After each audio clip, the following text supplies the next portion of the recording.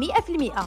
اول حاجه كناخذوا اللوز اللي ضروري نكونوا حمرناه، نفس الشيء كاوكاو والزنجلان، زريعه الكتان واحد 3 معالق كبار، والمكون الرئيسي اللي ما خص نستغناو عليه واحد 3 معالق كبار ديال الحبوب الصوجا و3 معالق كبار ديال الإيلان. بطبيعه الحال هادشي كله غتلقاوه عند العطار، وضروري جميع المكونات تكون محمره قبل. طحني كلشي في دقه مزيان حتى يولي بودره. ضيفي 2 معالق كبار ديال الشوكولاته ديال الدهن والعسل باش نجمعوا الخليط. شوفوا كيجي معلك بحال هكا. ضروري نخفوه بنص كاس ديال الزيت بلديه. نكملوا في العجن حتى يولي القوام بحال هكا. غادي ديروه في قريعات. غادي تاخدي معلقه في الصباح، معلقه في الغداء، ومعلقه بالليل. وما تنسيش تشاركي الوصفه مع صحاباتك وبالصحه والراحه.